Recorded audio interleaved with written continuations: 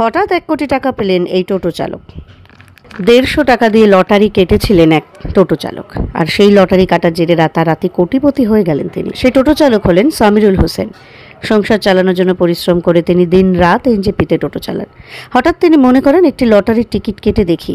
মনে ভাবনা আসার সঙ্গে সঙ্গে গত 14ই জুন অর্থাৎ শুক্রবার সকালে সামিরুল হোসেন 150 টাকা দিয়ে একটি লটারির টিকিট কাটেন।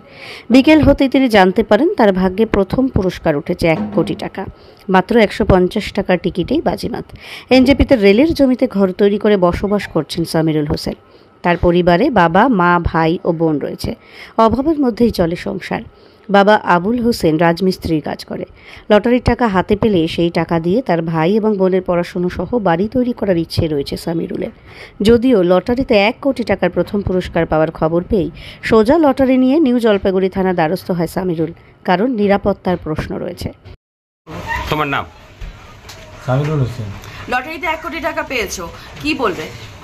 এই ব্যাপারে কী বলবো, দেখো আমরা থাকি বর্তমানে এমন জায়গায়, রেলের জায়গা, তার কোনো ভবিষ্যতে ফিউচার আছে কি না কোনো ঠিক নেই। তো সবার প্রথম তো একটা বাড়ি ঘরের জন্য একটা ভালো রেজিস্ট্রির জায়গা। কি করো তুমি? কলকাতায় এই এনজেপি স্টেশন থেকে টোটো চালাই। পরিবারে কে কে রয়েছে? পরিবারে আমার বাবা, ভাই, মা, বোন। আর বাবা কি করে? বাবা রাজমিস্ত্রি। কিভাবে মানে তোমাদের এইভাবে সংসারটা চলছে কিভাবে, এবং এইভাবে এবার লটারির টাকা পেয়ে তোমার কি কি করার ইচ্ছে রয়েছে ভাই বোনের জন্য, পরিবারের জন্য? হ্যাঁ, এটা তো পাওয়ার পর ফিউচার প্ল্যান অনেক কিছুই আছে। আর তারপরে তো কত টাকার লটারি কেটেছিল? লটারি কাটছিলাম 150 টাকা। 150 টাকা। ফার্স্ট সিরিজের পুরো বই কাটছিলাম, তো ওখান থেকেই। কোন সময় কেটেছিলেন? সময়টা কী ছিল? সময়টা ছিল মানে বিকালে না, সকাল 11টার সময় লটারিটা কাটা হয়েছিল। তারপরে আমি ঘুমিয়েছিলাম, একটা বন্ধু ফোন করে আমাকে বললো দেখতে। কখন জানতে পারলেন? জানতে পারি তখন মানে দুপুর 2টা বাজে। মানে এটা আপনি দুপুরে খেলা ছিল?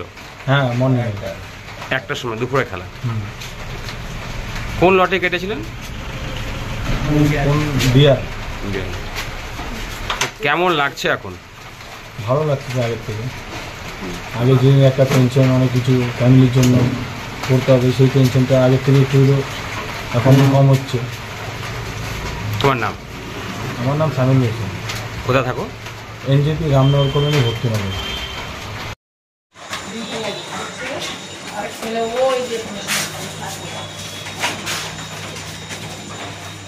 কেমন লাগছে? ভালো লাগছে। তো কি মনে হচ্ছে যে এই টাকা দিয়ে কি করবেন? এই টাকা দিয়ে আমরা এই রেলের জমিতে থাকি, একটা জমি টমি কিনে একটা মানে একটা বাড়ি করার আশা আছে।